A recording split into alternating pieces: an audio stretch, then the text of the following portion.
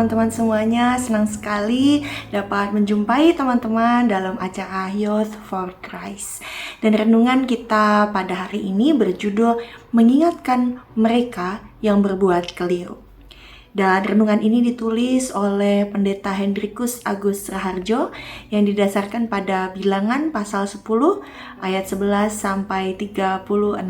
Dan sekarang mari kita berdoa terlebih dahulu. Kami bersyukur ya Bapa untuk kasih setiamu bagi kami semua. Dan saat ini kami boleh memulai hari pemberian Tuhan dengan merenungkan firman-Mu.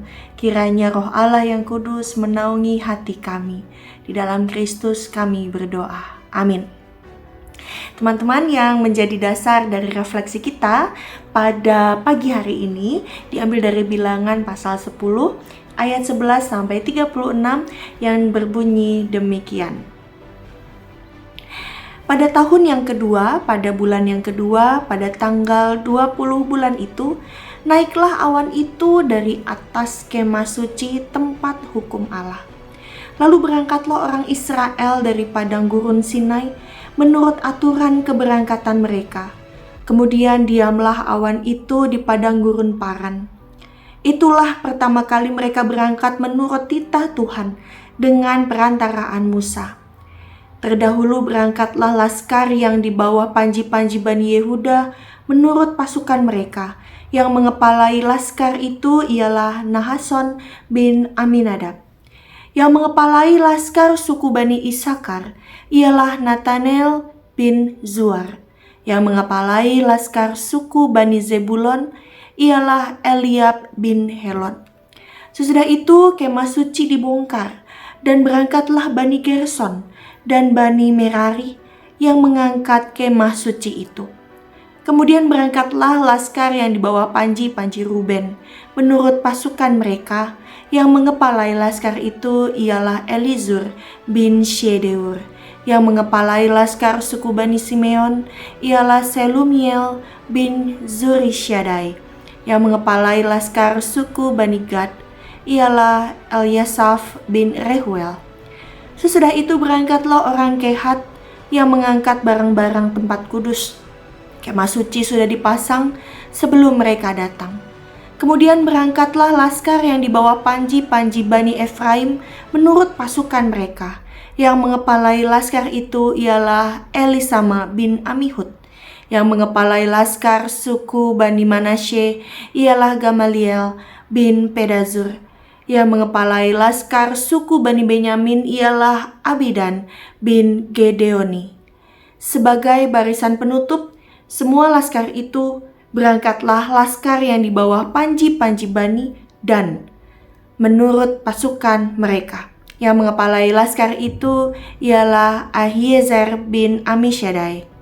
Yang mengepalai laskar suku Bani Asher ialah Pagiel bin Okran. Yang mengepalai laskar gunu Bani Naftali ialah Ahira bin Enan. Itulah aturan keberangkatan orang Israel menurut pasukan mereka ketika mereka berangkat. Lalu berkatalah Musa kepada Hobab, anak Rehuel, orang Midian, mertua Musa, "Kami berangkat ke tempat yang dimaksud Tuhan ketika Ia berfirman, Aku akan memberikannya kepadamu. Sebab itu, ikutlah bersama-sama dengan kami, maka kami akan berbuat baik kepadamu. Sebab Tuhan telah menjanjikan yang baik tentang Israel." Tetapi jawabnya kepada Musa, "Aku tidak ikut, melainkan aku hendak pergi ke negeriku dan kepada sanak saudaraku." Kata Musa, "Janganlah kiranya tinggalkan kami, sebab engkaulah yang tahu bagaimana kami berkemah di padang gurun. Maka engkau dapat menjadi petunjuk jalan bagi kami. Jika engkau ikut bersama-sama dengan kami, maka kebaikan yang akan dilakukan Tuhan kepada kami akan kami lakukan juga kepadamu." Lalu berangkatlah mereka dari gunung Tuhan dan berjalan 3 hari perjalanan jauhnya. Sedang tabut perjanjian Tuhan berangkat di depan mereka dan berjalan 3 hari perjalanan jauhnya untuk mencari tempat perbantian bagi mereka. Dan awan Tuhan ada di atas mereka pada siang hari apabila mereka berangkat dari tempat perkemahan. Apabila tabut itu berangkat, berkatalah Musa, "Bangkitlah, Tuhan, supaya musuhmu berserak dan orang-orang yang membenci engkau melarikan diri dari hadapanmu." Dan apabila tabut itu berhenti, berkatalah ia, "Kembalilah Tuhan kepada umat Israel yang beribu-ribu laksa ini." Demikianlah pembacaan firman Tuhan. Yang berbahagia adalah setiap kita yang merenungkan firman Allah dan yang melakukannya. Teman-teman yang terkasih, mari kita refleksikan perenungan firman Tuhan ini bersama dengan saya, Deborah Kirsentia dari GKI Veteran Tasikmalaya. Teman-teman yang terkasih, pada suatu hari saya harus pergi ke sebuah tempat yang belum pernah saya datangi. Karena belum mengetahui arahnya, maka saya menggunakan aplikasi petunjuk jalan agar dapat dengan mudah menuju sampai ke tempat itu. Karena terlalu cepat melaju, saya melewatkan sebuah belokan ke arah yang dimaksud. Nah, karena kesalahan tersebut, aplikasi yang dipakai langsung memberikan peringatan kepada saya untuk segera berbalik arah. Karena saya menuju ke arah yang keliru. Nah, dalam bacaan Alkitab hari ini, Musa memberikan peringatan kepada Hobab. Nah, sebelumnya ini Musa mengajak Hobab untuk pergi bareng-bareng bersama-sama menuju ke negeri yang Tuhan sediakan.